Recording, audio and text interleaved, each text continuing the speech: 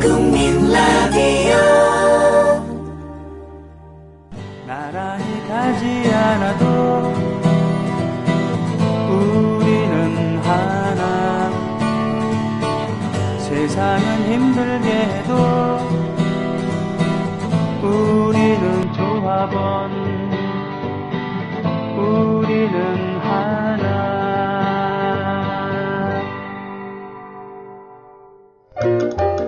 뭐 드시겠습니까? 잠깐만요. 야, 10월달에 신촌에서 뭐 재밌는 거 한다며.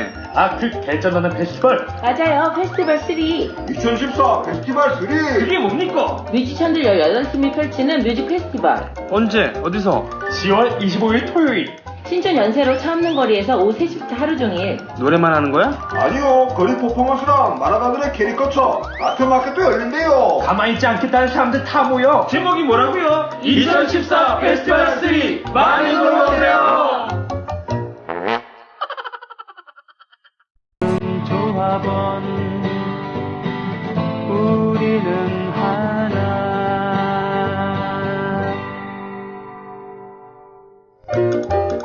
뭐 드시겠습니까? 잠깐만요.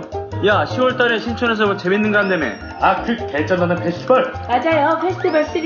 2014 페스티벌 3. 그게 뭡니까? 뮤지션들 18팀이 펼치는 뮤직 페스티벌. 언제? 어디서? 10월 25일 토요일. 신촌 연세로 차 없는 거리에서 오후 3시부터 하루 종일. 노래만 하는 거야? 아니요, 거리 퍼포먼스랑 마라가들의 캐리커처 아트마켓도 열린대요. 가만히 있지 않겠다는 사람들 다 모여. 제목이 뭐라고요? 2014 페스티벌 3. 많이 놀러오세요.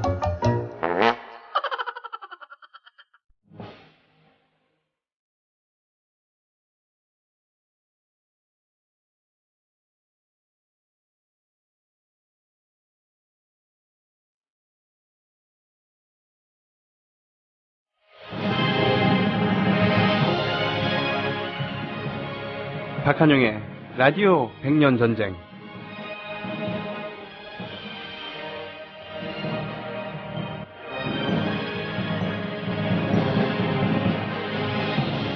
우리는 살아가면서 주제를 가지고 한 3번 정도 이야기를 할 생각입니다.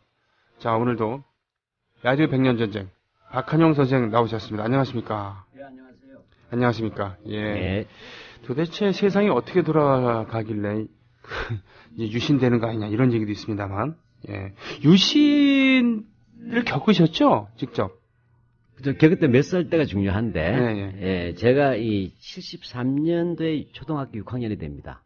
3년도에, 예. 1972년 10월 17일 날 유신 쿠데타가 일어나서, 네. 26일 날 이른바 유신 헌법이 통과되면서 유신 독재가 네. 성립되었어요. 그러니까 그 다음 해부터 본격적으로 가겠죠. 네네. 예, 그러면 73년도에 제가 초등학교 6학년이었는데, 73년도에? 예, 잘 몰랐죠, 초등학교 때는. 근데 네네. 중학교 들어가면서 집중 교육을 받았어요. 그래서 중학교 때부터 대학교 1학년 때까지가 저한테는 유신체제 독재 시기예요. 야, 그야말로 사춘기 시절을 유신과 함께 보내셨군요. 예, 유신과 함께 보낸 사춘기의 악몽. 아, 네. 예, 근데, 하여튼, 우리 세대가, 40대 후반에서 50대 예. 중후반까지는 유신 체제가 등장해서 가장 철저하게 유신에 세뇌된 유신 세대예요. 그렇습니다. 예. 저도 사실은 국민학교를 유신체제에서 다녔습니다만, 국민학교 때? 네. 그렇겠군요. 73년도에 국민학교를 입학을 했어요. 입학했어요. 네. 저보다 더 철저하게 배운 거예요. 그렇죠. 6학년 꿈부려 배웠어요. 근데 저는 그게 뭐 이렇게 원래 그런가 보다 세상에. 그리고 아버지가 군인이셨으니까, 예, 원래 이런가 보다. 정통이네요. 예. 원래 이래야 되는 것보다 그래서 별 문제의식을 못 느끼면서 살았었는데. 혹시 그 유신고등학교 다니지는 않으시죠? 그렇지는 않고요. 네. 저는 68년도에 네. 초등학교 1학년이었단 말이죠. 국민교육 헌장이 반포됐었던. 그러니까 네. 또 12월 때 나니까 2학년 때 예. 본격 학습을 해요. 그러니까 저나 손병희 씨나 비슷하게 유신의 아들이라고 봐야 되나? 그렇군요. 예. 그렇게. 철저히 배웠어요. 예. 그래서 어떤 내용들로 이렇게 배우셨나요? 예, 유신 이야기보다 어떤 걸 배웠는가도 좀 중요할 것 같아요. 네네. 예, 제가 중학교 때 국어 시간에 배웠던 게 있어요. 네. 새마을이라는 시가 있어요. 새마을. 네. 이동주라는 사람 1920년생이죠. 네. 이분이 신인데 이렇게 돼요. 제가 한번 읽어볼까요? 네. 내 새마을의 인사는 한여름 미풍 같은 눈웃음. 내일을 위하여 오늘을 참는 노래하며 즐거운 이웃들. 문단속이 없어도 좋다. 부드러운 음성으로 서로가 그늘을 드리우고 긴 여로의 신발을 메어준다. 아, 네. 이게 시험에도 나왔었어요. 그래요? 네. 내일을 위하여 오늘을 참는. 네, 아주 죽이죠. 문단속이 없어도 좋다. 뭐, 이게 키포인트 같은데요? 문단속은 매일 문단속이 없어도 좋다가 아니고요. 등화 간지하고 있었어요, 이 시기에. 아하. 민방위 훈련하고 네. 무장부고. 아주 이런 것들이 우린 주입당하니까 새마을운동은 그렇게 정말 이렇게 아름다운 극락식인 줄 알았죠. 네. 근데 문제는 제가 이때 뭐냐면 시골에서 올라와서 망해가지고 올라온 때 아니에요. 아, 많은 분들이. 네, 그렇죠. 맞습니다. 향도 네. 이촌이라 그랬죠. 이촌 향도. 그래요. 그 농업에 대해서 점점 등한시하고, 농업을 사실은 방기하면서 그 싼 노동력을 공장에 보내야 되니까, 그죠? 예. 그러니까 우리가 흔히 하는 바로 농업의 희생 속에서 공업화가 이루어졌는데, 네. 새마을운동 우리가 한번 다루긴 다룰 거예요. 네. 그걸 그 허구성을. 요즘 또 새마을운동이 마구 또 이렇게 깃발까지 날리고 있어요. 네네. 복근마다. 예. 그렇군요. 자, 이런 거 있었는데, 국민교육 헌장에 대해서 그거 뭐 네. 외우기도 하고 뭐 그랬었잖아요. 저는 사실 그래서 68년도부터 사실은 파쇼가 시작된다고 보고, 예. 교육에 있어서 파쇼, 그 국민교육 헌장이 12월 5일인가요? 12월 8일 날 나오잖아요. 네네.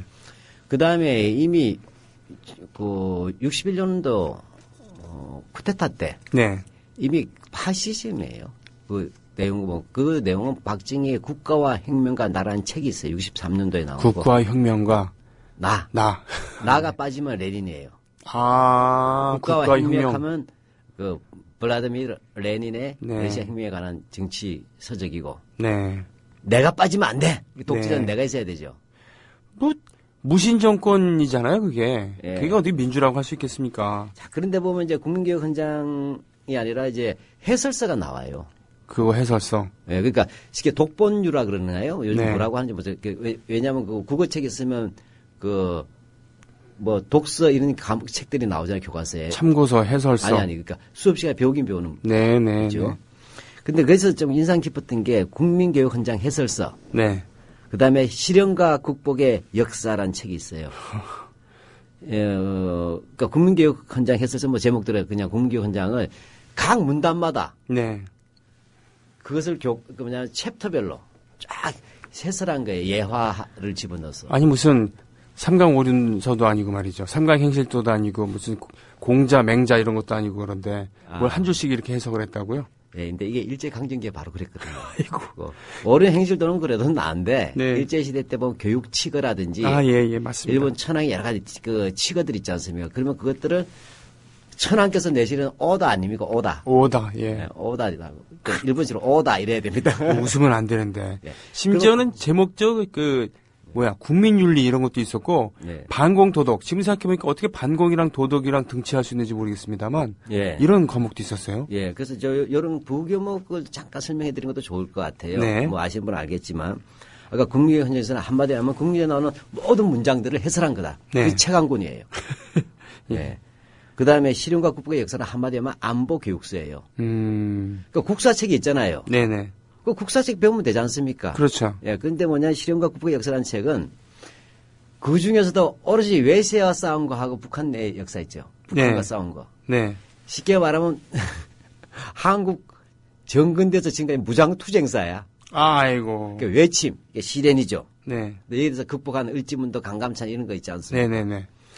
쭉 이건 마치면 육사 교재 같아요. 그리고 생각해보니까, 국민학교 교과서 다들 1, 2학년 때만 약간 칼라 나오고 다 흑백이었는데, 이건 아주 두껍고 아주 청천연색이었어요. 맞아요. 그래서 제가 열심히 봤다는 거 아니에요. 웬 책이 이렇게 좋냐고. 네. 그래서 국민교육 헌장 해설사하고 실현과 국보 역사는 학교에서 수업받기도 전에 제가 개인적으로 독파를 다 했어요. 어린 시절에 박정희 닮았습니다. 아이고 세상에. 네. 어린 시절에 박정희가 사무라이 책 읽고 일본의 전쟁 관련 탐독서 많이 봤다시. 네. 근데 이런 내용이 있었어요. 그 국민교육 헌장 해설에 보면 근면 성실 이런 게 나오잖아요. 네. 근데 그 국민교육 헌장 해설서에 어떤 게 나오냐면 이 삽을 들어라 하는 극본이 하나 실려 있어요. 이 삽을 들어라. 예. 삽질을 하자는 얘기예요? 삽질하는 얘기예요. 그러니까 이게 왜냐면 좀 모르는 세대를 위해서 네. 어떤 식으로 되냐면 국민교육 현장 해설제 보면 이제 나태하고 게으른 것들을 이제 근면 성실하고 글로로서 이제 한다는 내용이 있지 않습니까? 네. 거기에 대한 해당으로서 글이 하나 실렸는데 이게 희곡이에요. 아, 희곡. 그러니까 방송 대본이죠. 연극 네네. 대본. 연극 대본이라 해야 되겠죠. 내가 보면 형은 새마을 지도자예요. 금면아. 예. 동생은 술 먹고 그다음에 주먹질하고 네. 건달이에요. 그래서 이제 동생이 방탕한데 결국 이 방탕한 동생이 나중에 뉘우쳐서 형님 앞에서 무릎 꿇고 우는 거예요. 아. 자, 그러니까 뭐냐면 형이 이제 너는 이제 개가천선에서 새마을 인간이 됐다는 거죠. 새마을형 인간이 된 거죠. 네. 삽을 탁 주면서 이 삽을 들어라. 이걸로 끝납니다. 그렇군요. 완전히 계몽극인데 정말 이거 참 유치해요. 지금 생각. 근데 어린 저는 이렇게 살아야지 착한 사람이 되지. 정말 저는 새마을 지도자가 되고 싶었어요. 네. 그런 계몽극들은 뭐 우리만 있는 게 아니라 북한에도 있었을 예. 테고 마오 체제 하에 그런 중국에도 있었을 테고 뭐 그렇겠습니다만. 그리고 제가 여쭤봤더니 어른들한테 원래 옛날에는 고등학교 때 반공도덕 이런 게 없었답니다. 윤리 내지 철학이라고 그랬대요. 네, 철학. 근데 우리가 이제 초등학교 때는 바른 생활 뭐 그건 맞습니다. 그죠? 네. 왜냐 철학이라고 하는 것이 이제 쉽게 말하자면 객관 세계를 인식하고 이렇게 네. 말했군요. 제가. 네네네. 네. 그래서 인식하면 그것이 실천적으로 어떻게 해서 바르게 살 것인가가 윤리의 문제. 네. 그런 점에서 철학 또는 윤리라고 부르는 것은 저는 맞다고 봐요. 아. 철학하면 좀 더 이제 그 우주의 원리까지 네. 와 사회생활과 인간에 대한 본성 그다음에 어떻게 살 것인가까지 다 연결되는 포괄적인 개념이라면 네. 윤리는 그 가운데서 실천적 개념이라고 말할 수 있죠. 네네네. 예. 그러니까 초등학교 때 바른 생활 맞아요. 근데 중학교 때 들어오니까 반공도덕이 됩니다. 그다음에 고등학교 오니까 국민윤리예요. 국민윤리. 예. 근데 반공하고 도덕은 전혀 다른 개념이잖아요. 그렇죠. 예. 그러니까 이거 하면 반공이 도덕이라는 것이 뭐냐? 반공이 윤리가 되죠. 네. 공산당에 반대한다가 윤리라는 나라는 우리나라밖에 없을 거예요. 그거는 선택의 문제인데. 그죠? 그렇죠. 예. 네, 걔는 실제- 사상 문제인데 이것이 옳고 그름으로 네. 치환하는 거 아닙니까? 그러니까 뭐냐면 이것은 흔히 말해서 반공을 내면화한다. 네. 윤리화한다. 무서운 거죠. 뼛속까지 반공주의자로 만드는 것이 도덕교육인 거예요. 네. 그러니까 이것은 이게 그래서 그 다음에 나온 게 반공 어린이에요. 반공 어린이? 예. 반공을 잘하는 어린이가 되는 거예요. 또 한편으로 이것이 유신 어린이라고 해서 유신 어린이는 수상한 사람 보면 신고하고 삐라를 보면 파출소에 갖다 주거나 우편물에 넣어주고 이런 네. 것들이 반공 어린이고 유신 어린이 이것이 반공 도덕의 내용이니까 삐라 주는 게 도덕이에요. 아. 윤리고. 근데 고등학교 때 국민윤리인데 이 국민윤리라는 것은 또 문제가 돼요. 윤리라고 하는 것은 뭐 그럴 수가 있잖아요. 에틱스, 그죠? 네, 에틱스. 네. 예, 근데 국민윤리라는 것은 뭐냐면 어떤 문제가 있냐면 사람들이 다양하게 살아야 될 가치가 있지 않습니까? 네네네. 그러면 우리 손병희 씨한테 가수이고 아버지이고 시민이고 중늙은이고 중늙은이는 아닌가요? 예. 하여튼 그냥 분노하지 마시고 굉장히 분노하시는데 예. 네, 방송하시죠. 네. 하여튼 다양한 측면이 있지 않습니까? 네네.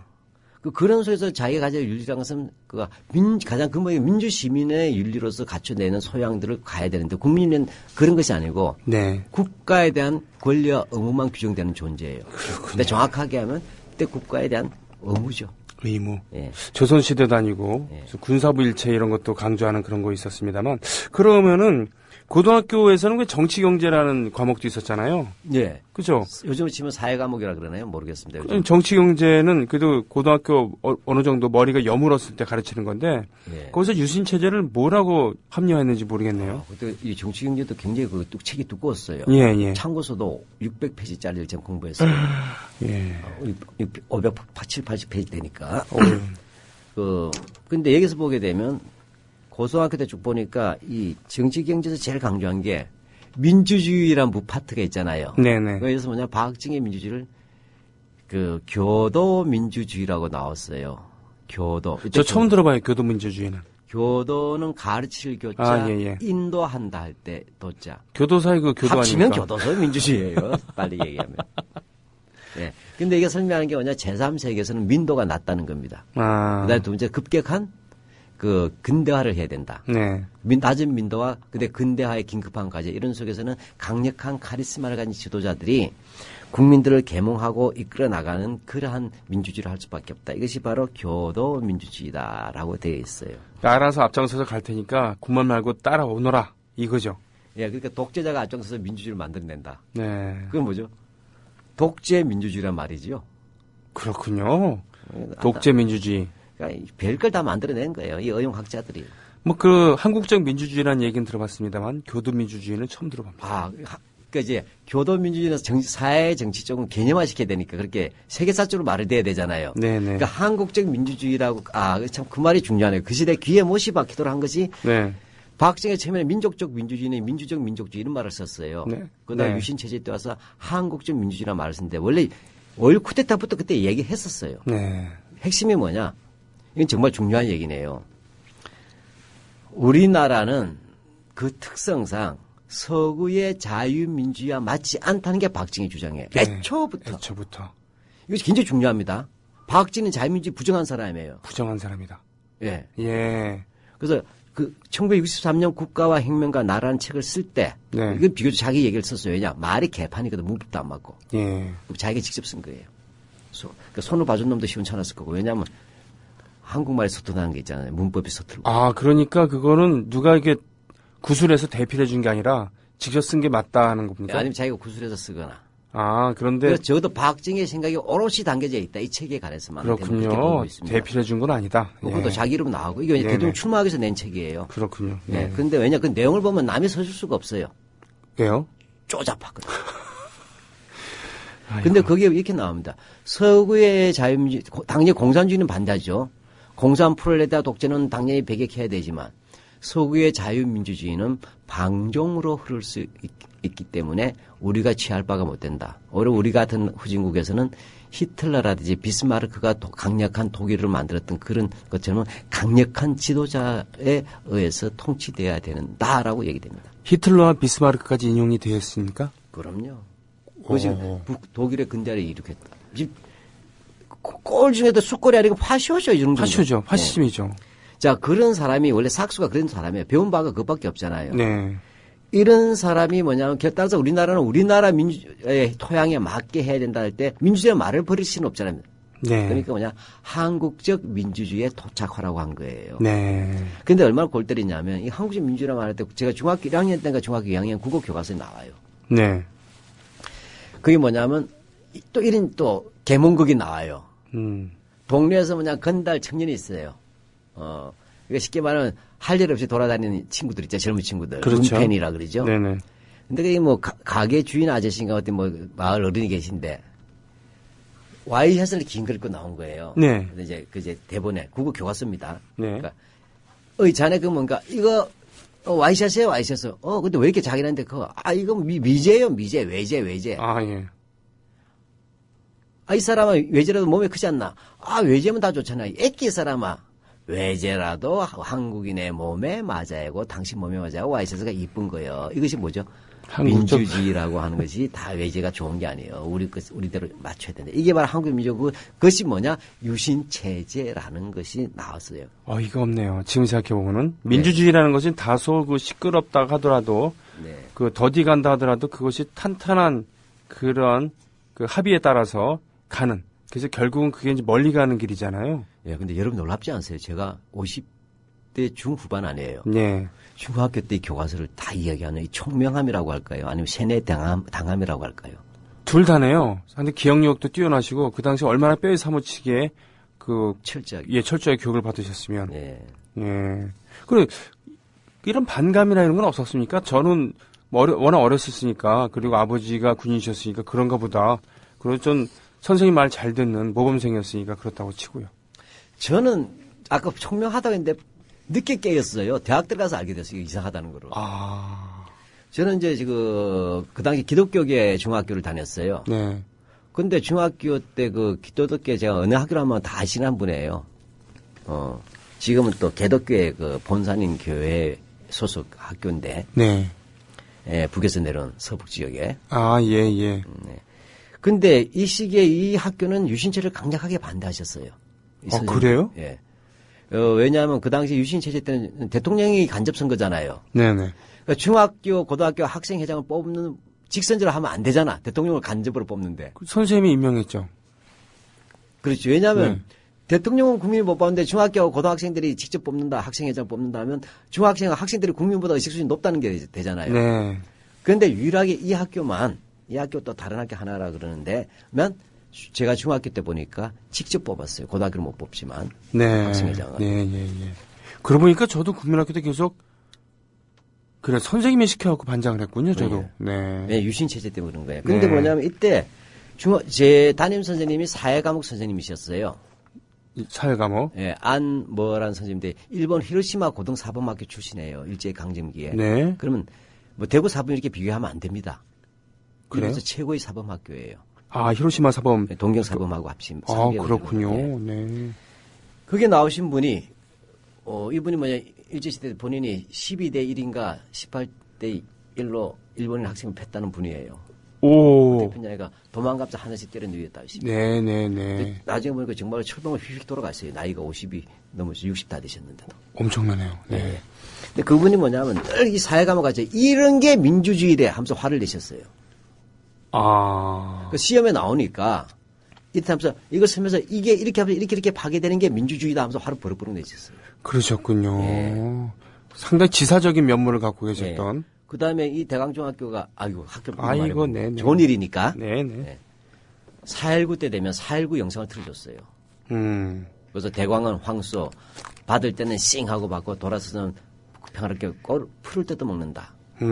왜냐하면 그때 고려대학교가 4.18 했잖아요. 네네. 고등학교 제일 먼저 한 게 대광중학교랍니다. 대광고등학교랍니다. 사실은 그 4월 18일 날, 다음 날 데모하기로 했었는데, 고려대생들이 먼저 하루 치고 나가죠. 먼저 나갔다가, 깡패들한테 두드려 맞을 때, 구출해 준 게 바로 대강고등학교 학생들 아닙니까? 뭐 그렇다 그래요. 네네네. 제가 대광중학교 다녔으니까 옆 동네잖아요. 네, 그렇죠.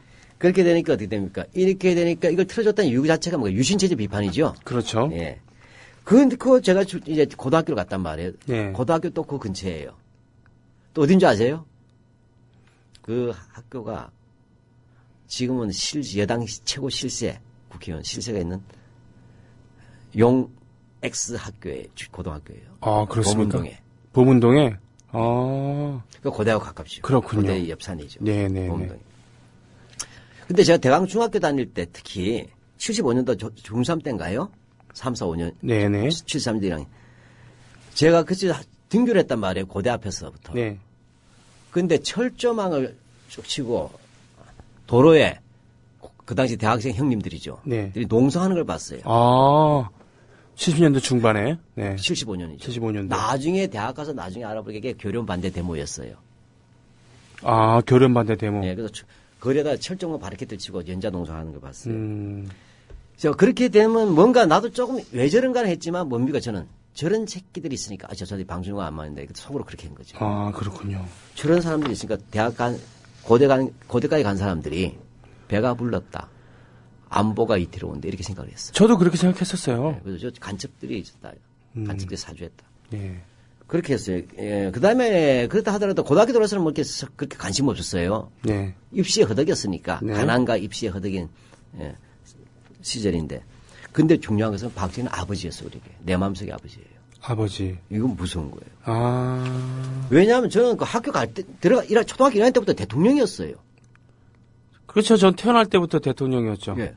그 원래 대통령인 거야. 원래 대통령이었어요. 나도 태어날 때부터네. 60년생이니까. 네. 61년대 올리고. 가끔 뭔 일이 있었습니다만 그런 거는 밑에가 잘못한 거지. 네. 대통령이 잘못한 거 아니었어요. 그러니까 너무 오랫동안 있다 보니까 항상 뭐냐 친애하는 국민 여러분 하면서 나오는 것을 늘 봤잖아요. 그렇죠. 그러니까 여기에 늘 계신 우리나라 대통령이신 거예요. 그야말로 국부였죠. 예. 그래서 근데 74년에 존경심은 없었어요. 예? 존경은 없었는데 아. 그냥 당연시 되는 거 있죠. 네. 이게 정말 무서운 거예요. 그거 나는 어떻게 느꼈냐면 집에서 아버지가 그 옛날 분이시니까 그 당시마다 지금하고 다르시지만 그 당시마다 일제시대에 태어나신 분 아니에요. 네네. 가부장제였잖아요. 어머니 꼼짝 못하고. 예. 이런 부분은 가정에서의 어떻게 보면 이제 가부장적 질서 네. 그 정점이 박진우에 느껴졌어요. 그러니까 그렇군요. 집에서 아버지한테 감히 도전할 수 없듯이 감히 넘볼 수 없는. 그래서 저는 김대중, 김영삼 이상한 사람이라고 생각했어요. 나쁜 사람. 그렇군요. 그런 사회적인 분위기에 예. 그리고 또 역사적인 분위기에 또 고향도 그렇고 그죠? 지역 정서도 게다가 있고. 제가 또 밀양 박가잖아요. 예. 경상도. 저는 밀양손입니다. 아니 우리 예. 예. 예. 그러면서도 이제 결국은 그 70년대 중반에 대학생들이 이렇게 떨쳐 일어나는 걸 보면서도 이해를 못 하시다가, 예. 예, 그러다가 이제 어떻게 깨치게 되신 건데. 그게 고려대학교 가면서. 근데 학교를 가시면서. 예. 그러면 지금부터 본격적으로 유신 예. 얘기를 좀 풀어보도록 하겠습니다. 예. 여태까지는 그 배경이었고, 그죠? 예. 예. 오늘 이렇게 경험담이죠. 경험담, 예. 그렇죠. 예. 자, 그렇죠. 유신 경험담으로 배경. 풀어본 배경인데, 예. 이걸 이제 역사적으로 지금부터 고찰하는 시간을 갖겠습니다. 오늘은 주로 이런 백그라운드, 배경이나 원인, 또 유신 쿠데타의 준비 과정을 얘기를 해주실 것 같은데요. 자, 시작해 주시죠. 예, 일단 이 유신의 그 배경에 대해서 지금 할 때는 저는 이번 주와 다음 주의 방송의 전반기까지는 네. 유신의 배경이나 원인을 집중적으로 다루려고 그래요. 네, 네. 왜냐하면 유신 체제 자체의 독재성 많이 이야기하면 그게 큰 이견은 없어요. 네. 근데 왜 나오게 됐냐에 대해서 논쟁이 있지 않습니까? 네.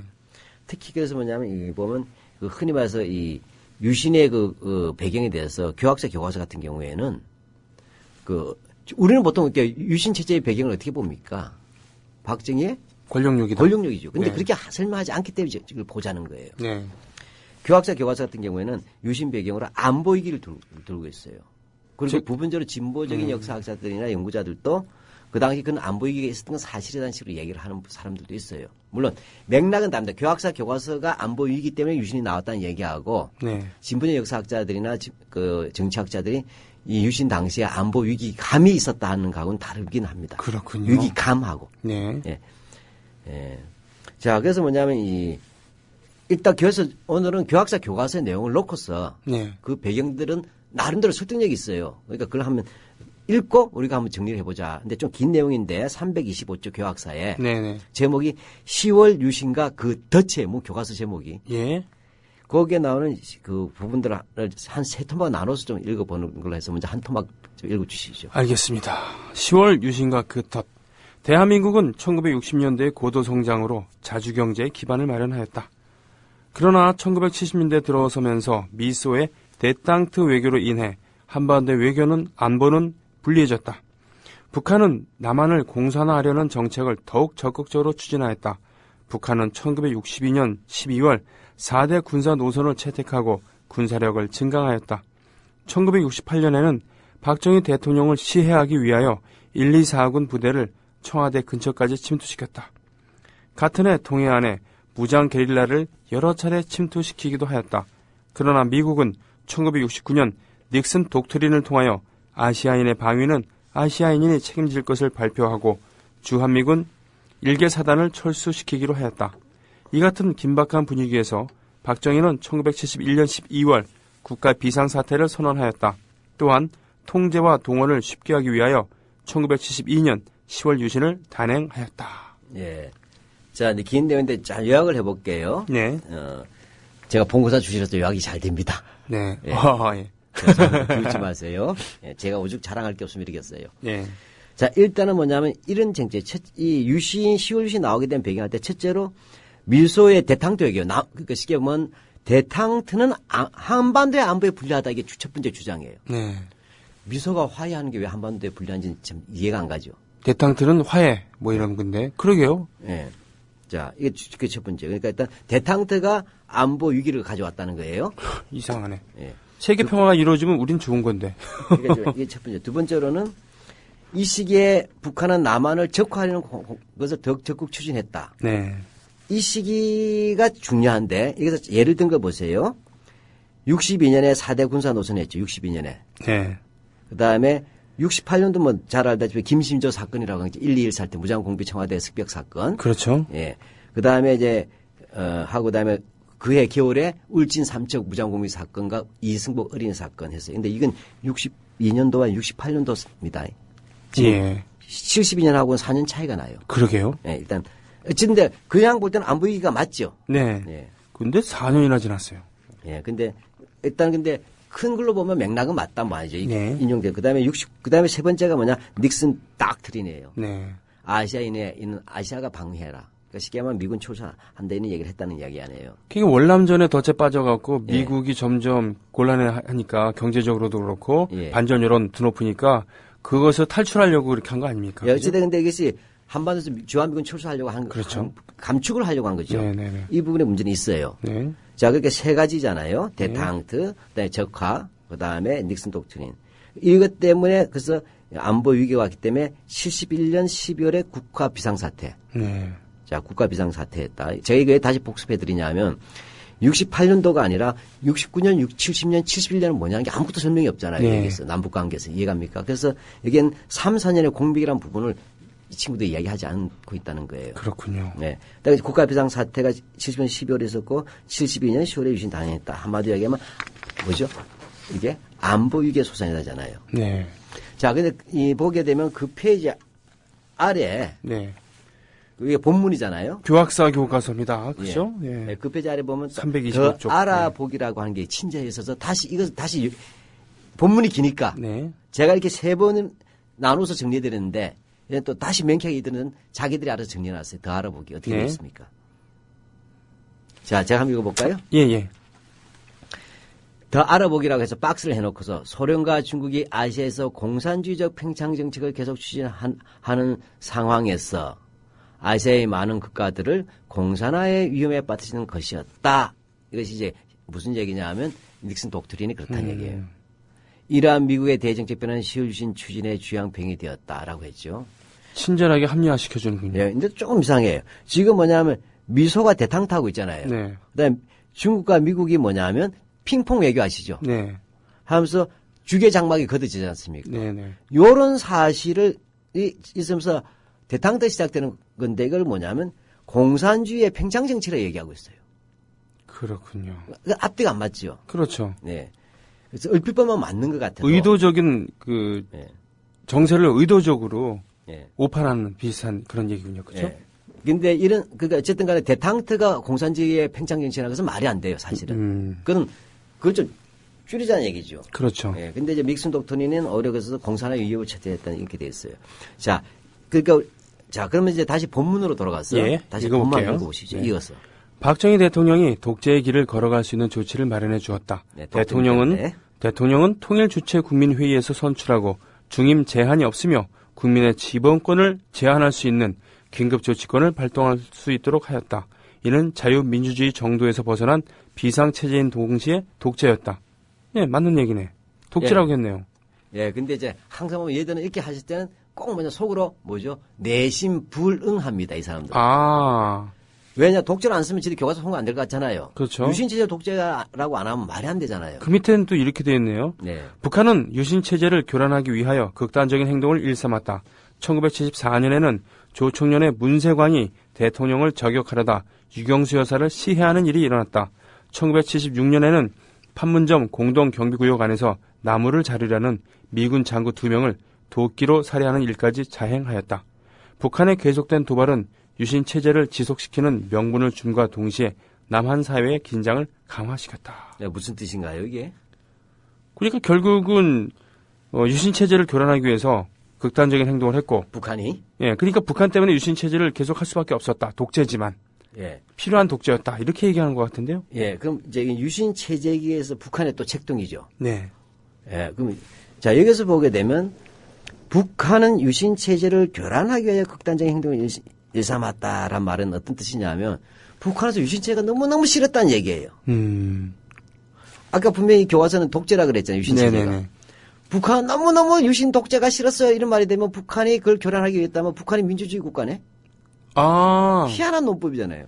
물론 얘들이 그런 뜻은 아니겠죠. 그런 뜻은 아니었지만. 아니었지만 하여튼 이 말의 앞뒤가 안 맞죠. 네, 근데 결과적으로 뭐냐면 이제 물론 얘들을 본 뜻은 그 북한이 유신 체제를 극단적으로 교란시키려고 했다는 이유 자체는 그만큼 유신 체제가 북한에게는 위협이 되고 네. 한국에는 아주 좋은 안보에 튼튼한 버팀목이 되었다라는 데서 뭡니까 앞에는 독재자 뭐가 독재에 대해서 간단하게 얘기하고 그렇죠. 더 긴 것은 바로 북한에 대한 아주 튼튼한 안보 막이 되었기 때문에 북한은 이것 때문에 안절부절하고 없애려고 했다 이렇게 된 거예요. 그래서 유신 체제 없애기 위한 일이 뭐냐 문세광 저격. 네. 문세광의 박정희 대통령 저격 미수 사건이죠. 네.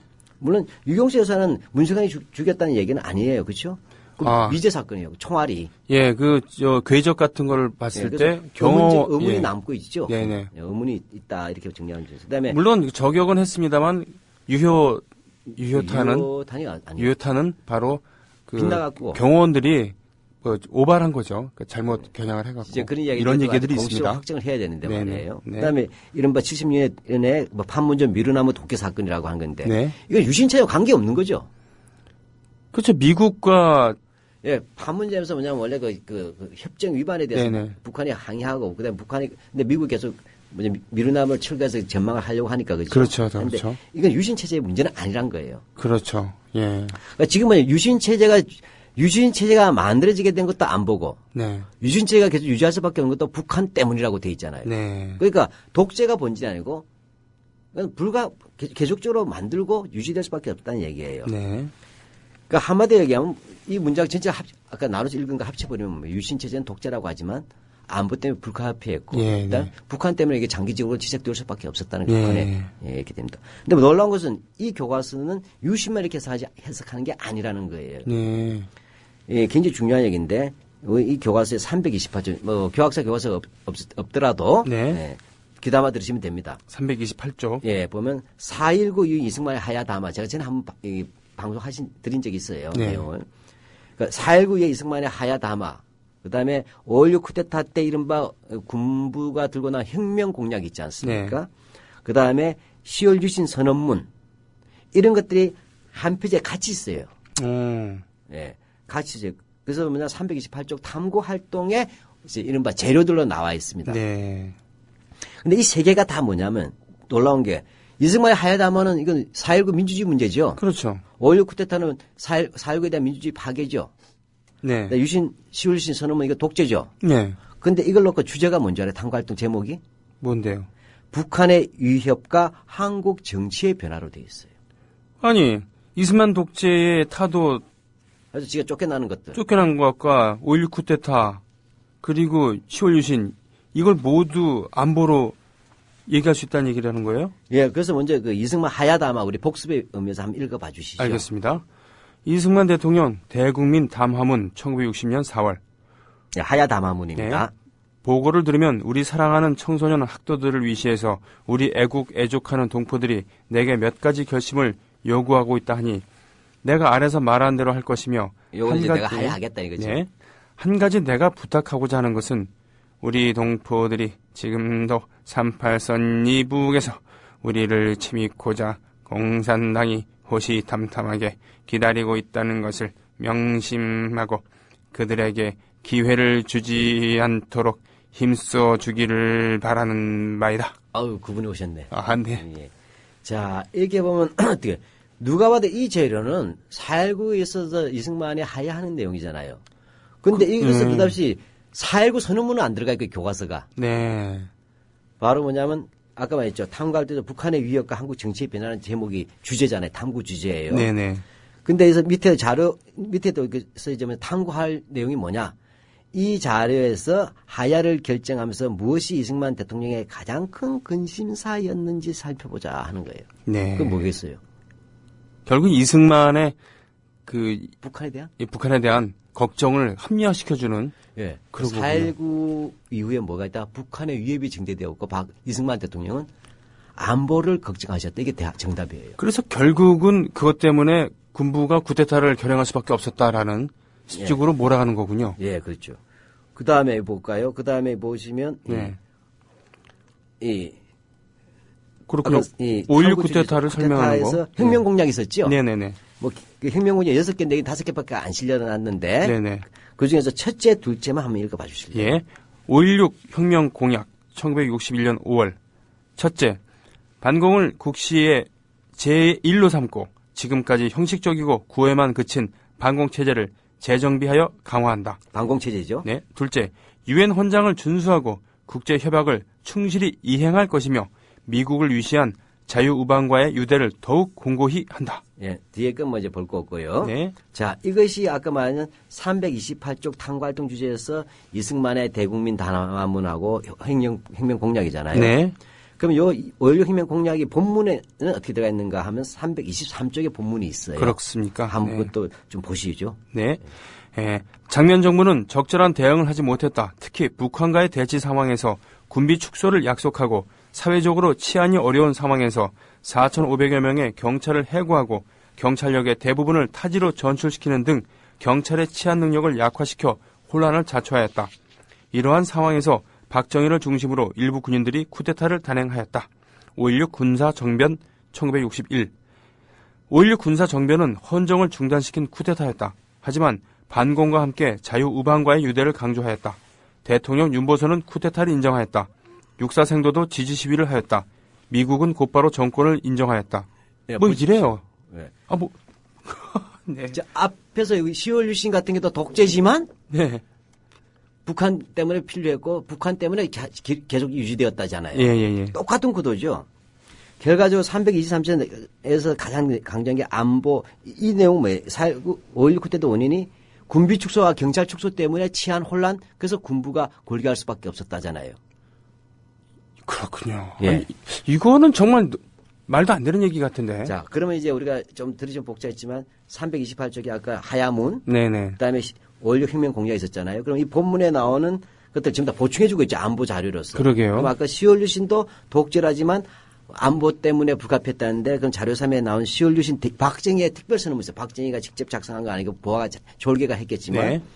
한번 보세요. 그 선언문의 일부가 한번 읽어볼까요? 나왔어요. 네, 10월 유신 선언문 1972년 10월 대통령 특별선언. 님자. 이거 안 되네. 우리 헌법과 각종 법령 그리고 현 체제는 동서 양극 체제 하에 냉전시대에 만들어졌고 하물며 남북의 대화 같은 것은 전혀 예상치도 못했던 시기에 제정된 것이기 때문에 오늘과 같은 국면에 처해서는 마땅히 이에 적응할 수 있는 새로운 체제로의 일대 유신적 개혁이 있어야 하겠습니다. 나는 지금 이상과 같은 비상조치를 국민 여러분에게 선포하면서 이 나라의 자유민주주의를 더욱 건전하고 알차게 그리고 능률적인 것으로 육성하고 발전시켜야겠다는 나의 확고한 신념을 밝혀두고자 합니다. 우리는 자유민주체제보다 더 훌륭한 제도를 아직 갖지 못했습니다. 그러나 아무리 훌륭한 제도라 하더라도 이를 지킬 수 있는 능력이 없을 때에는 이 민주체제처럼 취약한 체제도 또한 없는 것입니다. 예. 자, 이 내용을 놓고서 뭐냐, 아까 했던 5.16 혁명 공약 있죠. 네. 하고 10월 유신 선언이 두 개를 놓고서 이 탐구 주제가 자유민주주의 의미를 생각해보자예요. 그래요? 정확히 독재를 어떻게 정당화했냐가 문제가 돼야 되잖아요. 그렇죠. 근데 그럼 결국 이 자유민주주의 의미를 생각하자면 10월 유신 선언은 뭐냐, 자유민주주의를 더욱 건전하게, 그다음에 알차게, 능률적으로 육성하고 발전시키기 위한 박정희의 신념에 따른 조치가 됩니다. 유신 독재가. 결과적으로 뭐겠어요? 독재가 민주주의를 지키는 수단이다. 이거 한마디로 이 교과서는 쿠데타 지지 교과서예요. 그렇군요. 네. 그렇군요. 아주 미사역으로 이렇게 점철되어 있습니다만 명백한 의도를 가지고. 예, 그러니까 제가 이 말씀 왜 드리냐면 이것은 4.19든 5.16 쿠데타 이승만이든 네. 박정희든 모든 독재는 전부 다 뭐죠? 독재라고 인정하는 대신에 안보 때문에 불가피했고 그다음 뭐죠? 4.19라든지 이런 것들은 항상 뭐냐? 북한 민주주의 운동은 북한 안보 위기를 불러왔다. 하긴 히틀러도 유태인의 예.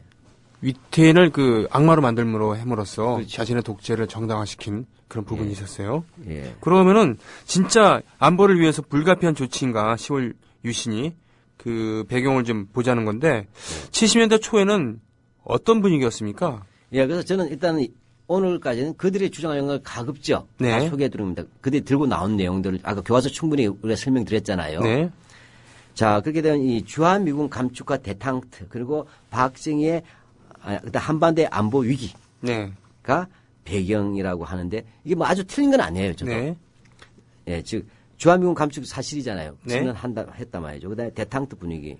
네, 한반도에서 안보 위기라는데 정확히 박정희 안보 위기죠. 네. 예, 합니다. 근데 실제로 뭐냐, 닉슨 독트린이 나오면서 69년도인가요? 예, 그 닉슨 독트린, 그 닉슨이 집권하면서 아시아의 방해는 아시아인이 하면서 1970년부터 주한미군을 일개 사단을 감축하기 시작합니다. 네. 예. 자, 그러면 안보 위기감이 있었던 것은 사실이라고 볼 수 있겠네요. 그렇죠? 예, 근데 이 부분에서 같이 가야 될 사실들이 있어야 되겠죠. 네. 그걸 한국에서 그대로 받을 수는 없잖아요. 그래서 미국에서 달래는 거죠. 그 주한미군을 감축하겠지만 71년부터 75년까지 네. 특별 군사 원조를 해주겠다. 음. 미국에서. 근데 여기서 사실은 그 박정희라든지 한국 정부나 한국인들이 불만이나 위기가 가질 수는 있었어요. 그렇죠. 예, 그 뭐냐면 이 당시 뭐냐면 우리가 베트남에 5만 명을 파병했어요. 네. 근데 파병했는데 이게 사실은 철수를 해야 되잖아요. 그래서 네. 왜냐하면 미군이 빠진 공백을 한국군이 메꿔줘야 되는데 네네. 5만 명이 가 있는데 이 철수가 뭐냐 73년도에 돼야 끝나는 겁니다. 그러니까 그런 과정이 있었다는 건 맞습니다. 이 속에서는 사실은 중요한 것은 미국의 일방주의 행포, 네. 미국의 국인은 분이 있었다는 거죠. 거기다가 이게 이제 1960년대 우리가 아까 교학서 교과서 나온 안보 위기 여파도 있는 건 사실입니다. 뭐 그렇지만 이제 덕분에 베트남전 파병하면서 무기를 현대화시키긴 했죠. 네. 네, 근데 그냥은 안 됐죠. 자, 예. 그리고 이제 66년도 하반기부터 예. 68년 1월 1일, 1월 21일 청와대 습격 사건 김신조, 1월 23일 미국의 첩보선 푸에블로호 납치 사건, 11월 북한이 예, 울진 삼척 무장공비 침투 사건, 69년 4월 15일 미국 첩보기 격추 사건 뭐 이런 것도 있었다고 합니다. 그죠? 네, 바로 이제 이런 일련의 그 사건들이 이어지고 있었다는 것은 다 인정해요. 네. 자, 그러니까 뭐냐면 그때 이 시기에 저도 들었는데 그 당시 신문에서도 떠들고 정부에서 떠드는 게 예, 특히 한국 정부에서 그죠? 네. 예, 보니까 미국 관리들에게 이런 설명을 했어요. 김일성의 환갑잔치를 서울에서 하기 위해서 네. 1972년까지 남한의 적화 완료를 기도하고 있다. 아, 아이고. 그래서 환갑잔치는 서울에서. 아, 이런 말이 돌았어요. 그런 얘기가 있었군요. 예. 네. 예, 이렇게 하고 또 이것을 우리들한테도 얘기했고 미국 관리들한테 얘기를 한 거죠. 그런데 그게 사실 이런다는 얘기는 있었다는 것이지 이게 사실된 건 아니잖아요. 그죠? 예, 여기서 제가 말씀드린 것은 위기가 아니라 위기감이라고 하는 거예요. 아. 위기감을 가질 수는 있어요. 왜? 안보로는 오로지 일관된 사람들은 오로지 이런 것만 볼 수밖에 없어요. 그러나 이것은 실제적 위기가 아니라 위기감이라는 거죠. 위기감을 조성했다. 예. 네. 그래서 그건 어디까지나 유신체제의 명분이라고 봐야 돼요. 명분. 즉, 다시 말하면 또는 결정적 배경이 아니라 네. 유신체제를 들고 나올 수 있는 배경의 하나지 그것이 유신체제의 근본 배경이거나 그 다음에 유신인 독재의 필연성이라고 하는 것과는 관련이 없다는 겁니다. 그렇군요. 예. 예. 이것을 우리가 이제 다음 주부터 본격적으로 까발릴 거예요. 다음 주부터 본격적으로 까발려 주신다고 하셨습니다. 예. 그러면 다음 주에는 박정희는 왜 유신 쿠데타를 감행했나라는 주제로 하고요. 오늘은 그 배경에 대해서 얘기를 했는데 일단은 안보 오로지 일관된 사람들은 오로지 이런 것만 볼 수밖에 없어요. 그러나 이것은 실제적 위기가 아니라 위기감이라는 거죠. 위기감을 조성했다. 예. 그래서 그건 어디까지나 유신체제의 명분이라고 봐야 돼요. 음. 명분. 즉, 다시 말하면 또는 결정적 배경이 아니라 네. 유신체제를 들고 나올 수 있는 배경의 하나지 그것이 유신체제의 근본 배경이거나 그 다음에 유신인 독재의 필연성이라고 하는 것과는 관련이 없다는 겁니다. 그렇군요. 예. 이것을 우리가 이제 다음 주부터 본격적으로 까발릴 거예요. 다음 주부터 본격적으로 까발려 주신다고 하셨습니다. 예. 그러면 다음 주에는 박정희는 왜 유신 쿠데타를 감행했나라는 주제로 하고요. 오늘은 그 배경에 대해서 얘기를 했는데 일단은 안보 위기감을 조성을 했다라고 이렇게. 그리고 또는 안보적 상황에 나름대로 뭔가 트러블 썸하다 영어로 하면 그런 부분이 있다. 그러나 정확하게 이건 유신 체제의 성립, 독재 체제의 성립과는 관계없다는 것을 다음 주에 얘기할 거예요. 그러면 다음 주를 들어야지 오늘 얘기했던 것에 대해서 이해가 되겠군요. 저는 항상 공정합니다. 숫골들의 얘기를 충분히 다 순응하잖아요. 알겠습니다. 저는 반칙풀이 안 합니다. 알겠습니다. 자, 박한용의 라디오 100년 전쟁, 유신에 대해서 철저히 해부해보는 오늘 첫 번째 시간이었습니다. 다음 주에 뵙겠습니다.